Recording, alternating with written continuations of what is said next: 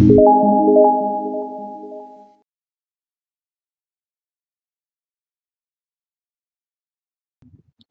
I am doctor Mohini Chiklande. Welcome to क्रियाशारीर lecture series. आजच्या लेक्चरमध्ये आपण त्रिदोष या टॉपिकबद्दल डिस्कस करणार आहोत. हा जो टॉपिक आहे हा युनिव्हर्सिटी एक्झाममध्ये MCQ आणि SAQ साठी विचारला जाणार आहे. याच्यावर LAQ हा विचारला जाणार नाही. त्यामुळे MCQ आणि SAQ पॉइंट ऑफ व्ह्यूने हा टॉपिक इम्पॉर्टंट आहे. त्रिदोष नावातच दिलेला आहे. त्रि म्हणजे तीन, दोष म्हणजे जे शारीरिक दोष आहेत तर त्याबद्दल आपल्याला या टॉपिकमध्ये डिस्कस करायचं आहे. काय सांगितलेलं आहे? वायू पित्तम कफश चोक्ता शारीरो दोष संग्रह. ऑलरेडी आपण दोष ही जी संकल्पना बघितली होती त्यामध्ये आपण या श्लोकाचा रेफरन्स बघितला होता. चरक संहिता सूत्रस्थान अध्याय 1 दीर्घजीवितीय अध्यायामध्ये या श्लोकाचा रेफरन्स आलेला आहे. वायू पित्तम कफश चोक्ता शारीरो दोष संग्रह. शारीर दोष म्हणजे जे शरीराचे दोष आहेत ते किती आहेत? 3 आहेत. कोणते कोणते? वायू, पित्त आणि कफ, म्हणजे वात, पित्त आणि कफ. या सिमिलर अर्थाचा एक रेफरन्स आलेला आहे सुश्रुत संहिता सूत्रस्थान अध्याय 21 मध्ये. वात पित्त श्लेष्मान एव देह संभव हेतवाः. म्हणजे शरीराशी निगडीत असे 3 दोष सांगितलेले आहेत. वात, पित्त आणि श्लेष्मा. म्हणजे श्लेष्मा म्हणजे कफ. तर वात, पित्त, कफ हे 3 शारीर दोष सांगितलेले आहेत. अष्टांगहृदय सूत्रस्थान अध्याय 1 आयुष्कामी अध्यायामध्ये काय सांगितलेलं आहे? वायू पित्तम कफश्चेती त्रयो दोषाः समासता. म्हणजे 3 दोष आहेत. कोणते कोणते? वायू, पित्त आणि कफ असे 3 दोष शरीराचे किंवा शरीराचे सांगितलेले आहेत. तर ज्या पद्धतीने आपण डिस्कस केलं की दोष 3 आहे, पण त्यांचं कार्य काय आहे किंवा ते एक्झॅक्टली काय करतात, तर सुश्रुत संहिता सूत्रस्थान अध्याय 21 मध्ये रेफरन्स आलेला आहे. विसर्ग आदान विक्षेपैहि सोम सूर्य अनिला यथा धारयंती जगत्तेहम कफ पित्तानिलास्तथा. म्हणजे काय सांगितलेलं आहे इथे? आता सोम म्हणजे चंद्र, सूर्य म्हणजे सूर्य किंवा सन, अनिल म्हणजे वायू किंवा पवन. तर हे सोम, सूर्य, अनिल म्हणजे चंद्रमा, सूर्य आणि वायू यांचा कशासोबत कम्पेअर केलेला आहे किंवा कोरिलेशन कशासोबत केलेला आहे? कफ, पित्त आणि अनिल. सोम चंद्रमा म्हणजे कफदोष, सूर्य म्हणजे पित्त आणि अनिल म्हणजे वायू. तर शरीरामधल्या या 3 दोषांसोबत जे सृष्टीमध्ये 3 घटक आहेत किंवा जे काही आपण म्हणू शकतो की असे काही सिमिलॅरिटीज जर तुम्हाला लोकपुरुष साम्य सिद्धांत, आता आपण पुढे जाऊन बघणारच आहोत, हे सगळे जे बेसिक प्रिन्सिपल्स आहेत हे डिस्कस करणार आहोत. तर लोकपुरुष साम्य सिद्धांत काय आहे? तर शरीरामध्ये कोणती गोष्ट आहे ती ब्रह्मांडामध्ये किंवा सृष्टीमध्ये आहे, फक्त शरीरामध्ये ती सूक्ष्म रूपात आहे किंवा छोट्या रूपात आहे. त्याच पद्धतीने म्हणजे याच अनुषंगाने सोम म्हणजे चंद्र जो आहे त्याचं सिमिलॅरिटी शरीरामध्ये काय आहे? कफदोष आहे. सूर्य जे सृष्टीमध्ये आहे, ब्रह्मांडामध्ये आहे, त्याचं शरीरामध्ये काय आहे? तर पित्तदोष आहे. आणि अनिल म्हणजे शरीरामधला वातदोष आहे. तर यांचं साधारण कोरिलेशन आपण बघितलं. पण कर्म काय आहे? तर विसर्ग आदान विक्षेप. म्हणजे सोम देवता किंवा चंद्रमा काय करणार आहे? विसर्ग म्हणजे बल देणार आहे. आदान सूर्य काय करणार आहे? तर आदान बल खेचून घेणार आहे. आणि अनिल म्हणजे वायू काय करणार आहे? विक्षेप, सगळ्या गोष्टींच्या हालचाली किंवा मुवमेंट्स जे आहेत ते अनिल वायूमुळे होणार आहे.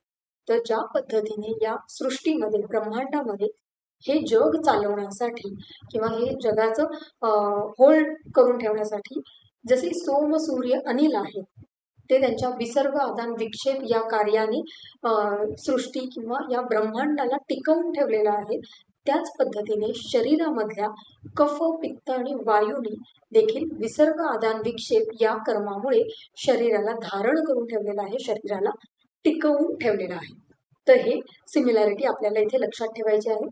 विसर्ग आदान विक्षेप. विसर्ग हा सोम किंवा कफदोषाचं कार्य आहे, म्हणजे बल देण्याचं. आदान म्हणजे बल खेचून घेण्याचं काम आहे. सूर्य किंवा पित्त आणि विक्षेप म्हणजेच हालचाली घडवून आणणे, मुवमेंट्स करणं हे वात दोषाचं किंवा वायूचं कर्म इथे सांगितलेलं आहे. पुढे आहे दोषांचं स्थान. हे जे त्रिदोष आहेत हे शरीरामध्ये कुठे असतात, तर या तीनही दोषांची पूर्ण शरीरभर त्यांची हालचाल सुरू असते किंवा पूर्ण शरीरामध्ये त्यांचं वास्तव्य असतं. पण त्यातल्या त्यात काही त्यांचे स्पेसिफिक स्थान आहेत जिथे त्यांचं या दोषांचं प्रमाण अधिक असतं, प्रमाणाने ते जास्त असतात किंवा या पर्टिक्युलर स्थानामध्ये त्यांचं कर्म जास्त प्रमाणात असतं.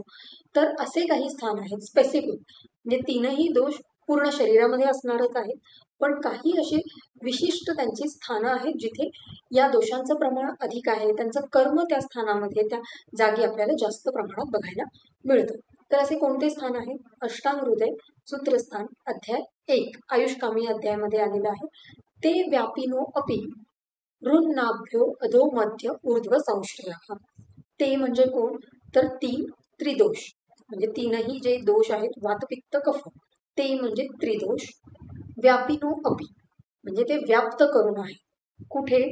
तर ऋन्नाभ्य, ऋ म्हणजे हृदय, नाभी म्हणजे अंबिलिकस, हृदय आणि अंबिलिकस असं इथे सांगितलेलं आहे. तर हृदयाच्या अधो म्हणजे हृदय आणि नाभी, नाभीच्या अधो, नाभी अधो म्हणजे अंबिलिकसच्या खाली, मध्य म्हणजे हृदय आणि नाभीच्या मध्ये, आणि ऊर्ध्व म्हणजेच हृदयाच्या वर. काय काय सांगितलेलं आहे? तर सगळ्यात आधी नाभीच्या खाली, त्याच्यानंतर हृदय आणि नाभीच्या मध्ये, आणि हृदयाच्या वर असे तीन स्थानं सांगितलेली आहेत. नाभी अधो, अधो म्हणजे खाली, नाभीच्या खाली, मध्य तर कशाच्या मध्य? हृदय आणि नाभीच्या मध्य म्हणजे मध्ये, आणि ऊर्ध्व तर कशाच्या ऊर्ध्व? हृदयाच्या ऊर्ध्व, हृदयाच्या वर. तर हे दोषांची स्थानं आहेत. तर इथे श्लोकमध्ये एवढंच सांगितलेलं आहे. तर आता कोणते दोष कुठे आहेत हे कसं आपण ओळखणार? तर जेव्हा कुठेही असा रेफरन्स, स्पेसिफिक रेफरन्स नसतो, डायरेक्ट तिथे दोष असा शब्द आलेला असतो किंवा काही रेफरन्स नसताना जर श्लोक आलेला असेल, काही स्पेसिफिक उल्लेख नाहीये कोणत्या दोषांचं काय आहे, तर अशा वेळेला दोषांचा जो सिक्वेन्स आहे, दोषांचा जो क्रम आहे, तो नेहमी वात पित्त कफ अशाच क्रमाने दोष असतात. जर या सिक्वेन्समध्ये काही चेंजेस असतील तर तशा पद्धतीने तिथे श्लोकामध्ये आपल्याला व्यवस्थित मेन्शन केलेलं दिसतं. पण जर श्लोक साधा सिंपल आहे, तिथे कुठेही दोषांचा काही उल्लेख नाहीये, तर आपण ते अनुक्त पद्धतीने किंवा आपण समजून घ्यायचं आहे की इथे काही दोषांचं सांगितलेलं नाहीये, तर आपल्याला कोणत्या क्रमाने दोष देणं अपेक्षित आहे? तर वात, पित्त आणि कफ. तर याच पद्धतीने आता हे स्थानं आपल्याला लक्षात ठेवायचे. म्हणजे नाभीच्या अधो, नाभीच्या खाली वात दोष असणार आहे, अंबिलिकसच्या खाली वात दोष असणार आहे, हृदय आणि नाभीच्या मध्ये पित्त दोष असणार आहे, हृदयाच्या वर कफ दोष असणार आहे. तर हा जो पॉइंट आहे हा अत्यंत महत्वाचा आहे. जिथे दोषांचा काही वर्णन येत नाही आणि त्याच्याशी संदर्भात आपल्याला काही माहिती दिलेली आहे श्लोकामध्ये, तर नेहमी दोषांचा क्रम हा वात पित्त कफ याच क्रमाने घेणं अपेक्षित असतं. तर आता इथे आपण दोषांची स्थानं बघितली. नाभीच्या खाली वातदोष, हृदय आणि नाभीच्या मध्ये पित्त दोष, आणि हृदयाच्या वर कफ दोष असणार आहे. त्याच्यानंतर पुढचा पॉइंट आहे ऋतू आणि दोषांचा काय संबंध आहे. जे 6 ऋतू सांगितलेले आहेत, शिशिर, वसंत, ग्रीष्म, वर्षा, शरद, हेमंत. तर हे जे 6 ऋतू आहेत यांचा आणि दोषांचा काय संबंध आहे, तर याच्यासाठी अष्टांग हृदय सूत्रस्थान अध्याय 12 मध्ये रेफरन्स आलेला आहे. चय प्रकोप प्रशम वायोर ग्रीष्म दिशु त्रिषु वर्षा दिशु तु पित्तस्य श्लेष्मणाः शिशिरा दिशु. म्हणजे इथे आपल्याला 3 ऋतू दिसत आहेत, ग्रीष्म, वर्षा आणि शिशिर. तर यांच्याशी आता आपल्याला काय कोरिलेट करायचं आहे किंवा काय संबंध जोडायचा आहे, तर कोणतेही दोष हे चय प्रकोप प्रशम मध्ये असते. म्हणजेच चय प्रकोप आणि प्रशम म्हणजे पहिल्यांदा दोषांचा संचय होतो, ते अधिक प्रमाणात जेव्हा होतात म्हणजे त्यांच्या स्थानांमध्ये त्यांचा संचय होत राहतो, त्याला आपण चय म्हणणार आहोत.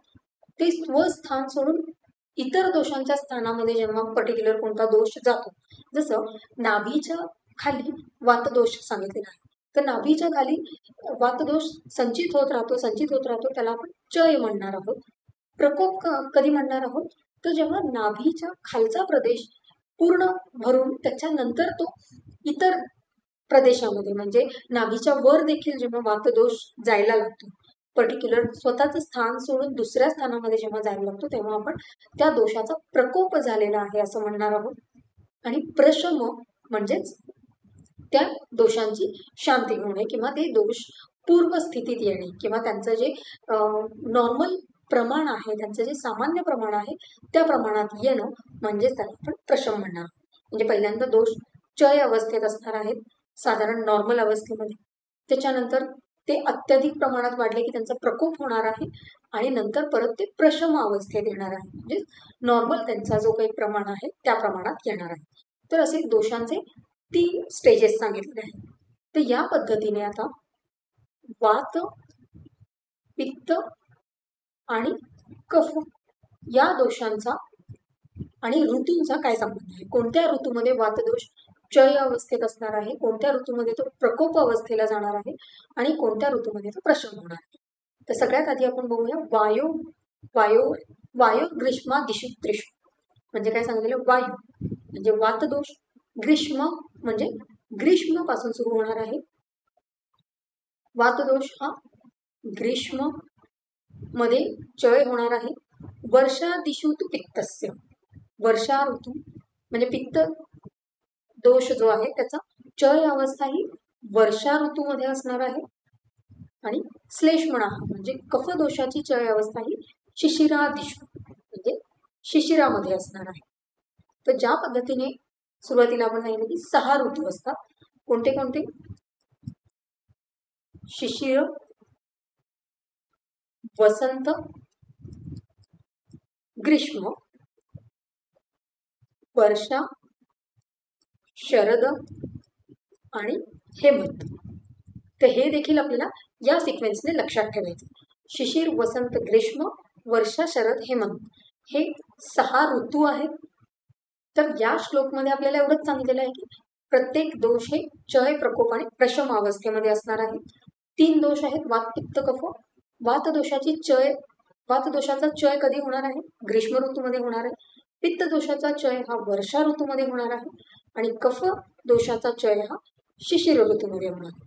तर आता प्रकोप आणि प्रशम कधी होणार आहे ह्या दोषांचा, तर इथे आता आपल्याला आपलं डोकं लावायचे किंवा आचार्यांना हे अपेक्षित आहे की याच्या पुढे एवढं सांगितल्यानंतर आता वैद्य जो काही आहे, जो काही ट्रीटमेंट देणारा डॉक्टर आहे, तो स्वतःचं डोकं वापरेल आणि पुढच्या गोष्टी त्याला लक्षात येतील. तर इथे आपल्याला आता काय समजणं अपेक्षित आहे, तर ग्रीष्म ऋतूमध्ये जेव्हा वाताचा चय होणार आहे, तर ग्रीष्मच्या पुढे कोणता ऋतू आहे, वर्षा. वर्षानंतर आहे शरद. तर जर ग्रीष्म ऋतूमध्ये वाताचा चय होत असेल तर पुढच्या 2 ऋतूंमध्ये त्यांचा प्रकोप आणि प्रशम होणार आहे. म्हणजे ग्रीष्माच्या पुढे आहे वर्षा आणि नंतर आहे शरद. म्हणजे वात दोषाचा चय ग्रीष्म ऋतूमध्ये, प्रकोप वर्षा ऋतूमध्ये आणि प्रशम शरद ऋतूमध्ये होणार. म्हणून सुरुवातीला म्हटलं की हा सिक्वेन्स आपल्याला इथे ऋतूंचा लक्षात ठेवायचा. शिशिर, वसंत, ग्रीष्म, वर्षा, शरद, हेमंत. तर आता ग्रीष्म ऋतूमध्ये जर वातदोषाचा चय झाला तर पुढचे 2 ऋतू येतात, वर्षा आणि शरद, त्याच्यामध्ये त्यांचा प्रकोप आणि प्रशम होणार. याच पद्धतीने आता पित्त दोषाचा चय हा वर्षा ऋतूमध्ये होणार आहे. तर वर्षा ऋतूच्या पुढे 2 ऋतू कोणते आहेत, शरद आणि हेमंत. तर तेच आपल्याला इथे लिहायचं आहे, शरद आणि हेमंत. म्हणजे पित्त दोषाचा प्रकोप हा शरदामध्ये होणार आहे आणि प्रशम म्हणजे पित्त दोष शांत होणार आहे तो हेमंत ऋतूमध्ये. त्याच पद्धतीने आता कफ दोषाचा श्लोकामध्ये सांगितलेला आहे की चय शिशिर ऋतूमध्ये होणार आहे. जर शिशिर ऋतूमध्ये, जसं वर्षा ऋतूमध्ये पित्ताचा क्षय झाला, त्याच्यानंतर आपण पुढचे 2 ऋतू हे प्रकोप आणि प्रशमनासाठी घेतले. त्याच पद्धतीने जर कफदोषाचा क्षय हा शिशिर ऋतूमध्ये होत असेल तर त्याचे पुढचे जे 2 ऋतू आहेत, वसंत आणि ग्रीष्म, यांच्यामध्ये याचा प्रकोप आणि प्रशम होणार आहे. तर हा जो या श्लोकाचा अर्थ आहे, हा समजणं आपल्याला अपेक्षित आहे. तर इथे फक्त आचार्यांनी 3 ऋतू, क्षय, प्रकोप, प्रशम आणि कोणत्या ऋतूमध्ये कोणत्या दोषाचा क्षय होतो एवढं सांगितलेलं आहे. तर पुढचे जे प्रकोप आणि प्रशम आहेत हे त्या पर्टिक्युलर ऋतूच्या पुढचे 2 ऋतू जे आहेत ते त्यांचा प्रकोप आणि प्रशम काल असणार आहे. तर अशा पद्धतीने ऋतू आणि दोषाचा संबंध इथे सांगितलेला आहे. पुढचा कॉन्सेप्ट आहे रस आणि दोषांचा संबंध. जसं आपण रस आणि ऋतूचा संबंध, दोष आणि ऋतूचा संबंध बघितला, त्याच पद्धतीने आता रस आणि दोषांचा संबंध काय आहे. तर तत्राद्या मारुतम घ्नन्ति त्रयस्तिक्तादयाः कफम कषाय तिक्त मधुराः पित्तमन्नेतु कुर्वती. टोटल 6 ऋतू ज्या पद्धतीने आहे तसेच रस देखील 6 आहे. कोणते कोणते? मधुर, आम्ल, लवण, कटू, तिक्त, कषाय. तर हे 6 रस आहेत. मधुर, आम्ल, लवण, कटू, तिक्त, कषाय. हे देखील आपल्याला या सिक्वेन्सने लक्षात ठेवायचे. क्रियाशारीर हा विषय जेव्हाही आपण अभ्यासत असतो तेव्हा यातले जे बेसिक कॉन्सेप्ट्स आहेत किंवा त्यांचे काही बेसिक टर्मिनॉलॉजीज आहेत हे आपल्याला माहीत असणं आणि ते बाय हार्ट असणं अत्यंत गरजेचं आहे. कारण त्यांचा संबंध पुढे पूर्ण या सब्जेक्टमध्ये येणार आहे किंवा त्यांचा रेफरन्स बऱ्याच ठिकाणी येणार आहे. जर हे बेसिक्स क्लिअर असतील, बेसिक स्ट्रॉंग असतील तर पुढे येणारे जे काही नवीन नवीन संकल्पना आहेत ते आपण इझिली समजू शकणार आहोत. ज्या पद्धतीने आपण ऋतू बघितले 6, शिशिर, वसंत, ग्रीष्म, वर्षा, शरद, हेमंत, हा सिक्वेन्स लक्षात ठेवायचा. त्याच पद्धतीने रसांचे देखील रस देखील 6 आहेत. षड्रस कोणते कोणते? मधुर, आम्ल, लवण, कटू, तिक्त, कषाय. हा सिक्वेन्स आपल्याला लक्षात ठेवायचा. तर याचा आणि दोषांचा काय संबंध? तत्र आद्या मारुतम घ्नन्ति. मारुत म्हणजे कोण? तर पवन, म्हणजेच वातदोष. वातदोषांसाठी काय सांगितलंय? घ्नन्ति म्हणजे कमी करतात. हे वातदोषाला कमी करतात. म्हणजे जर वातदोष अत्यधिक वाढला असेल तर त्यासाठी कोणत्या 3 दोषांनी हे कमी होणार आहे वातदोष, किंवा त्याची चिकित्सा करण्यासाठी कोणते 3 रस सांगितलेले आहेत? तर तत्र आद्या. आद्य म्हणजे काय? सुरुवातीचे 3 रस. सुरुवातीचे 3 रस कोणते आहेत? मधुर, आम्ल आणि लवण. हे वातदोषाला कमी करणार आहेत, वातदोषाचं शमन करणार आहे. पुढे काय सांगितलेलं आहे? त्रयस्तिक्तादयाः कफम. कफ दोषासाठी त्रयस्तिक्तादय, तिक्त पासून 3 सांगितलेलं, म्हणजे कटू, तिक्त आणि कषाय. म्हणजेच कटू, तिक्त, कषाय हे कटू, तिक्त आणि कषाय हे कफदोषाला कमी करणार आहे. कषाय तिक्त मधुराः पित्तमन्नेतु कुर्वते. आणि पित्त दोषाचं शमन कशाने होणार आहे? कषाय, तिक्त आणि मधुर.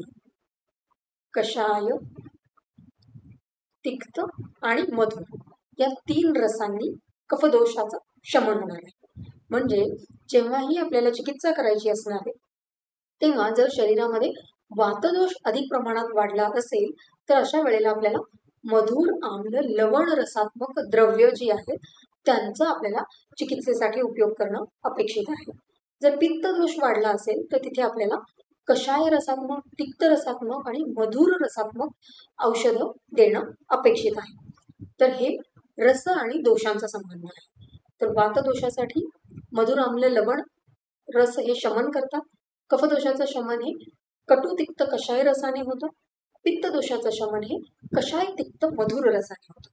तर याच्या उलट म्हणजे आता वातदोषासाठी 3 रस वापरले शमनासाठी, तर ह्याच्या व्यतिरिक्त जे उरलेले 3 रस आहेत ते वातदोषाची वृद्धी करणार आहेत, म्हणजे वातदोषाला वाढवणार आहेत. जर कधी वातदोष कमी झाला असेल शरीरामध्ये तर त्याला वाढवण्यासाठी आपल्याला हे जे आता आपण 3 रस बघितले वातदोषाला कमी करण्यासाठी, यांना सोडून उरलेले जे 3 रस आहेत, टोटल 6 रस आहेत, त्यातले 3 रस आपण शमनासाठी बघितले, तर परत 3 रस उरले, तर ते उरलेले 3 रस हे वातदोषाची वृद्धी करणार आहेत. म्हणजे वातशमनासाठी जर मधुर आम्ल लवण हा रस असेल तर वातवृद्धीसाठी काय असणार आहे, कटुतिक्त कषाय असणार आहे.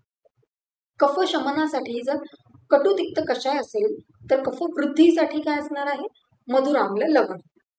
पित्त शमनासाठी जर कषाय तिक्त मधुर असेल तर पित्त वर्धनासाठी काय असणार आहे, आम्ल लवण आणि कटू. हे पित्त वर्धन, पित्त दोष वाढवण्यासाठी हे 3 रस असणार आहे. तर अशा पद्धतीने रस आणि दोषाचा संबंध आहे. आता वय आणि दोषाचा काय संबंध आहे, तर बाले विवर्धते श्लेष्म मध्यमे पित्तमेव तू भूयिष्ठम वर्धते वायुर्वृद्धे तद्विक्ष योजये. म्हणजे बाल अवस्थेमध्ये श्लेष्म म्हणजे कफदोष अधिक असणार आहे. मध्यम अवस्था यंग एज मध्ये पित्तदोषाचं आधिक्य असणार आहे. वायुर्वृद्धे आणि वृद्ध अवस्थामध्ये वातदोषाचं आधिक्य असणार आहे. म्हणजे बाल्यावस्थेमध्ये कफदोषाचं प्रमाण जास्त असणार आहे. मध्यम अवस्था म्हणजे लहान मुलामध्ये, लहान मूल जे आहे चाइल्डहुडमध्ये कफदोष अधिक प्रमाणात असणार आहे. यंग एजमध्ये पित्तदोषाचं प्रमाण अधिक असणार आहे. आणि एल्डरली जे असणार आहे किंवा वयोवृद्ध जी माणसं आहेत त्यांच्यामध्ये वातदोषाचं आधिक्य असणार आहे. त्याच पद्धतीने अष्टांग सूत्रस्थान अध्याय 1 आयुष्कामी या अध्यायामध्ये काय सांगितलेलं आहे, वय अहोरात्री भुक्तानाम ते अंत मध्यादिगा क्रम. म्हणजे इथे खूप रेफरन्सेस एका सिंपल श्लोकमध्ये आचार्यांनी आपल्याला सांगितलेलं आहे. काय सांगितलेलं आहे, वय अहो म्हणजे दिवस, रात्र आणि भुक्त म्हणजे भोजन, यांचा आणि दोषांचा काय संबंध आहे, तर वय अंत मध्य आदी, आदी म्हणजे सुरुवात, अंत म्हणजे वयाच्या अंत, वयाच्या शेवटी कोणता दोष असणार आहे, तर इथे दोषांचं काही सांगितलेलं नाही. तर ज्या पद्धतीने आपण सुरुवातीला बघितलं, जर काही दोषांचा उल्लेख नसेल तर आपल्याला वातपित्त कफ याच सिक्वेन्सने आपल्याला या पर्टिक्युलर रेफरन्स घ्यायचा असतो. तर इथे काय सांगितलं, वयाच्या अंती, वयाच्या मध्यमध्ये आणि वयाच्या आधी म्हणजे वयाच्या सुरुवातीला. तर वयाच्या शेवटी म्हणजे आयुष्याच्या शेवटी काय असणार आहे, वयोवृद्ध माणसांमध्ये वातदोषाचा आधिक्य असणार आहे. वयाच्या मध्यम अवस्थेमध्ये पित्तदोषाचा आधिक्य असणार आहे. आणि वयाच्या आधी म्हणजे वयाच्या सुरुवातीच्या काळामध्ये हे कफदोषाचा आधिक्य असणार, कारण इथे वात पित्त कफ याच सिक्वेन्सने आपल्याला हा श्लोक जो आहे तो घ्यायचा आहे. अंत म्हणजे वात, मध्य म्हणजे पित्त आणि आधी म्हणजे कफ. तर वयाच्या शेवटी वातदोष असणार आहे, वयाच्या मध्यम अवस्थेमध्ये पित्तदोष असणार आहे आणि वयाच्या आधी म्हणजे वयाच्या सुरुवातीच्या अवस्थेमध्ये कफदोष असणार आहे. त्याच पद्धतीने अहो म्हणजे दिवस, दिवसाच्या शेवटी म्हणजे संध्याकाळी वातदोषाचा आधिक्य असणार आहे. दिवसाच्या मध्य वेळी म्हणजे दुपारच्या वेळी पित्तदोष असणार आहे आणि दिवसाच्या सुरुवातीच्या वेळी कफदोष असणार आहे. म्हणजे सकाळी सकाळी कफदोष असणार आहे, दुपारी पित्तदोष असणार आहे आणि दिवसाच्या शेवटी म्हणजे संध्याकाळच्या वेळी परत वातदोष असणार आहे. त्याच पद्धतीने रात्रीचा सेम रूल आहे. रात्रीच्या शेवटी, रात्रीची शेवट कधी असणार, पहाटेच्या वेळेस, तेव्हा वातदोष असणार आहे. रात्रीच्या मध्ये मध्यरात्री पित्तदोषाचा आधिक्य असणार आहे आणि रात्रीच्या सुरुवातीच्या काळात म्हणजे पहिल्या प्रहरामध्ये तेव्हा कफदोषाचं आधिक्य असणार आहे. हाच रेफरन्स भुक्ताना म्हणजे जेवणाच्या संबंधात देखील आहे. भोजनाच्या शेवटी वातदोष आधिक्य असणार आहे, म्हणजे पचन झाल्यानंतर सगळ्यात शेवटी वातदोष तयार होणार आहे. पचनाच्या मध्ये पित्तदोष असणार आहे आणि जेवल्या जेवल्या पचनाच्या एकदम सुरुवातीला कफदोष असणार आहे. तर हे जे वयो अहोरात्री भुक्ताना हे जे 4 फॅक्टर्स आहेत यांचा अंत अंत मध्य आणि आदी यानुसार सिक्वेन्स सांगितलेला आहे वात पित्त आणि कफाचा. तर हा पॉइंट आपल्याला इथे लक्षात ठेवायचा आहे. पुढे आहे रोल ऑफ दोष इन द फॉर्मेशन ऑफ प्रकृती ऑफ एन इंडिव्हिज्युअल. शारीरिक क्रियामध्ये एक महत्वाचा कॉन्सेप्ट किंवा एक संकल्पना आहे ती म्हणजे प्रकृती. तर कोणत्याही व्यक्तीची प्रकृती ही कशी डिसाईड होणार आहे, तर शुक्र शोणित संयोग यो भवेत दोष उत्कटाः प्रकृतिर्जायते तेन तस्यामे लक्षणं शृणु. सुश्रुत संहिता शारीर स्थान अध्याय 4. तर इथे काय सांगितलेलं आहे, शुक्र आणि शोणित संयोगाच्या वेळी म्हणजे गर्भनिर्मितीच्या वेळी शुक्र आणि शोणित जेव्हा संयोग यांचा होणार आहे त्यावेळी शरीरामध्ये ज्या दोषाचं अधिक्य असणार आहे त्या दोषाची प्रकृती गर्भाची तयार होणार आहे. म्हणजे शुक्र शोणित संयोगाच्या वेळेस जेव्हा हे काय म्हणू शकतो फर्टिलायझेशनच्या वेळेस त्यावेळी त्या शरीरामध्ये स्त्रीच्या शरीरामध्ये ज्या दोषाची उत्कटता असणार आहे, जे दोषाचं अधिक्य असणार आहे शुक्र आणि शोणित संयोगाच्या वेळी त्या दोषाची प्रकृती गर्भामध्ये निर्माण होणार आहे.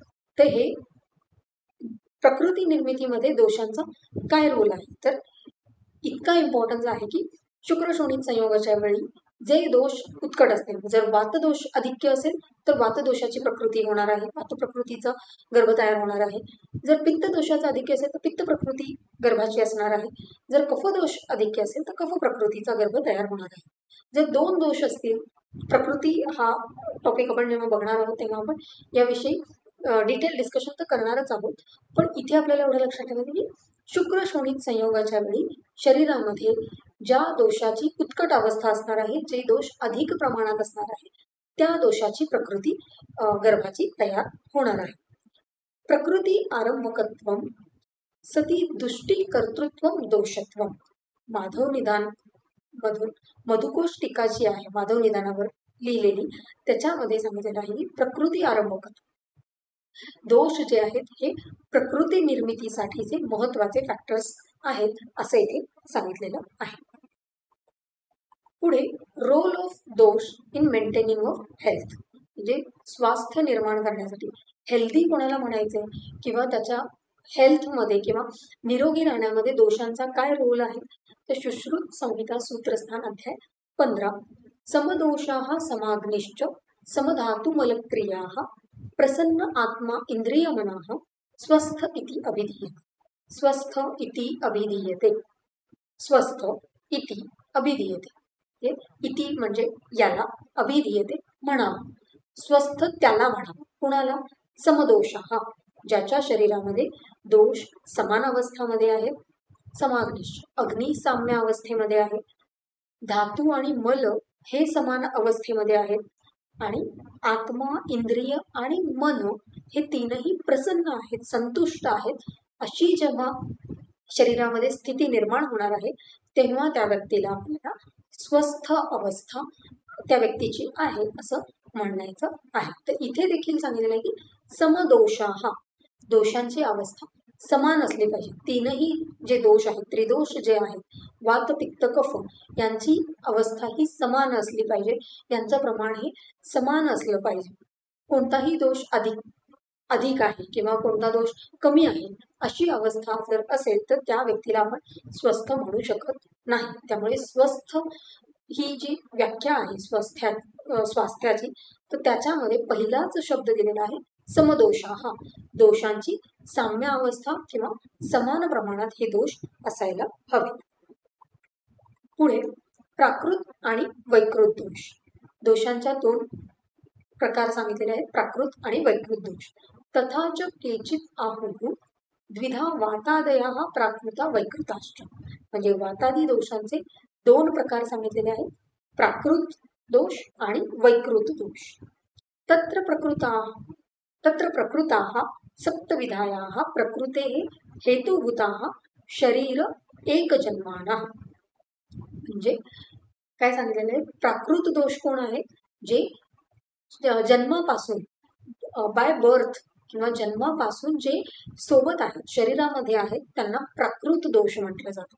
आणि या प्राकृत दोषांमधूनच सप्त प्रकृतींची निर्मिती होते. म्हणजे जेव्हा प्रकृती हा टॉपिक बघणार आहोत, एक एकल प्रकृती, द्वंद्वज प्रकृती आणि त्रिदोषज प्रकृती. म्हणजे वात प्रकृती, पित्त प्रकृती, कफ प्रकृती, वात पित्त, पित्त कफ, वात कफ आणि त्रिदोषज प्रकृती, अशा 7 प्रकृती, सात प्रकृतींची निर्मिती ही प्राकृत दोषांपासून होणार आहे. आणि हे प्राकृत दोष जन्मापासून शरीरामध्ये असतात. वैकृतास्तु गर्भादिभिः निसृतस्य आहार रसस्य मलाः संभवन्ति. आणि वैकृत दोष काय आहेत, तर जे जन्मानंतर आहार रसापासून जे तयार होतात त्यांना, किंवा जन्मानंतर जे दोष तयार होतात त्यांना वैकृत दोष म्हटलं जातं. असा रेफरन्स अष्टांग संग्रह संहिता शारीर स्थान अध्याय 8 मध्ये आलेला आहे. तर प्राकृत दोष काय असतात, जन्मापासून ते शरीरामध्ये असतात आणि प्राकृत दोषापासूनच प्रकृतींची निर्मिती होते. जे 7 वेगवेगळ्या प्रकृती आहेत, कोणाची कोणती प्रकृती असेल, वात प्रकृती एखाद्याची आहे, एखाद्याची वातपित्त आहे, तर ह्या ज्या वेगवेगळ्या प्रकृती आहेत ह्या प्राकृत दोषांमुळे तयार होणाऱ्या प्रकृती आहेत. पण जे वैकृत दोष आहेत हे जन्मानंतर जे काही आहार विहार केले जातात, जे काही आहार रसांपासून किंवा काय म्हणू शकतो आपण की वेगवेगळ्या ऍक्टिव्हिटीज, जे आहाराचं सेवन केलं जातं, विहाराचं सेवन केलं जातं, त्यामधून या वैकृत दोषांची निर्मिती ही होते. तर प्राकृत आणि वैकृत दोष असे 2 प्रकार आहेत. प्राकृत दोष हे जन्मापासून सोबत असतात आणि वैकृत दोष हे जन्मानंतर आहार विहारादी कारणांमुळे तयार होतात. तर अशा पद्धतीने आजच्या लेक्चरमध्ये आपण त्रिदोष हा जो टॉपिक आहे तो कंप्लीट केलेला आहे. या टॉपिकवर युनिव्हर्सिटी एक्झाममध्ये MCQ आणि SAQ विचारले जाऊ शकतात. यामध्ये दिलेले जे काही श्लोक आहेत ते महत्त्वाचे आहेत, ते MCQ साठी विचारले जाऊ शकतात किंवा त्याच्यावर SAQ विचारला जाऊ शकतो. जर श्लोक तुम्ही हे पाठ केले तर ओरलसाठी, वायवासाठी तुम्हाला हे उपयोगी पडणार आहे, किंवा एखादा SAQ मध्ये जर तुम्ही श्लोक लिहिलात तर तुम्हाला मॅक्सिमम मार्क्स मिळण्याचे चान्सेस हे असणार आहे. अशा पद्धतीने त्रिदोष हा टॉपिक इथे कंप्लीट झालेला आहे. पुढच्या लेक्चरमध्ये आपण त्याचा पुढचा जो टॉपिक आहे तो डिस्कस करणार आहोत. धन्यवाद.